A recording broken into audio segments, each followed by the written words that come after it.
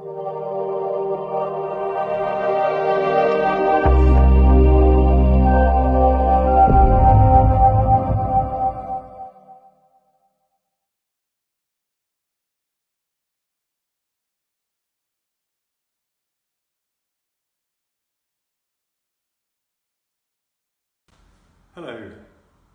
Happy New Year. I'm Matthew Jackson, I'm an osteopath at Glastonbury Surgery and I work for the Somerset Health Practice. I hope you had all a very nice Christmas and New Year. Today, by celebrating the Festival of Sleep on January the 3rd, I'd like to share with you some advice that I give to patients, and I hope it will be of benefit about beds, how to get a good sleep.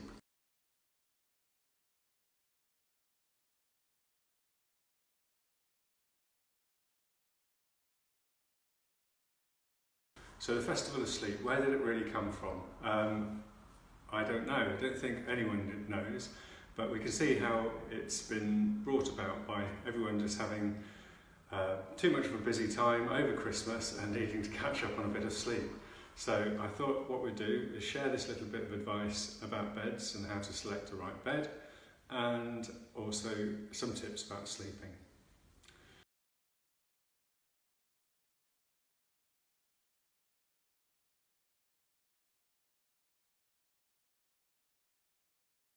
So I'm asked usually, what sort of bed should I get? And I say, well, we move around at night quite a lot, more than we imagine. So when we go to choose a bed, we lie on the bed and we think, oh, this is very nice and comfy. Perhaps we sink into it, it moulds ourselves to our body, and we think, oh, this is the bed for me. But my advice would be not to choose something that's too soft. And the reason being that because we move around at night a lot, if we're sunk into the mattress too much, then we're going to get this resistance when our top body moves and our lower body then has to follow it, or vice versa. And what happens is we get a very bad irritation to the lower segment. And here we have a spine just to show you that our weakest link is the lower segment here. And this is one that, because of its structure not being stacked horizontally, more like the upper ones, tends to move around too much. So if we're lying on our bed and we tend to then move over, roll over, and we're sunk in, imagine our shoulders are sunk in, this rotation, excessive rotation, is going to go through that lower segment. And vice versa, say if we move over like this and our lower body is stuck, then again, all of that rotation is going to hit this segment here. And with back pain, as I've said, you know, there's many different varieties of it, but most commonly we associate this area being locked up, restricted, so it puts more pressure on this as moving too much. So when we're stuck in our bed and it's very, very soft, and we try and move, and then we move this segment is irritated too much. That's what I'm trying to say. So by the time we wake up in the morning, we've had very bad adjustments to this segment and not the right segments that we probably would need to do.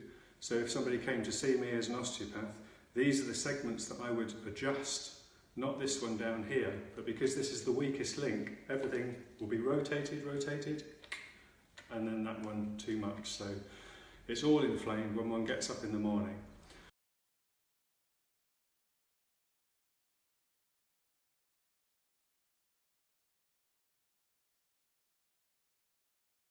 I hope that you understand that. The bed doesn't have to be too soft. Something that you can move around easily. I'm not saying go and have a pillow fight on one of the beds when you're going to choose them, but you get my point. Nice sort of pocket sprung one, something that's comfortable, but also something that you can move around in very easily.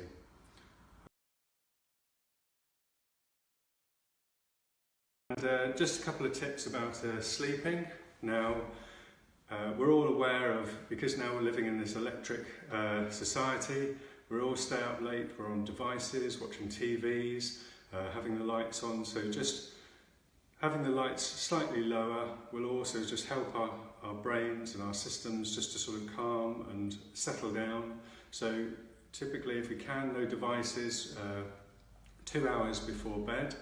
That helps. And we've also said about hot drinks or hot showers. Now the reason we do this is actually when we sleep our body temperature lowers, and it's important that our temperature lowers because then we get into the deep REM and rapid eye movement, the deeper layers of sleep. And so by having a hot shower or a hot drink, we warm up the body so that then it cools down. And by it cooling down, then we're easier to access those lower temperatures. So don't have the bedroom too warm as well at night. Not too many covers, because you actually need less heat.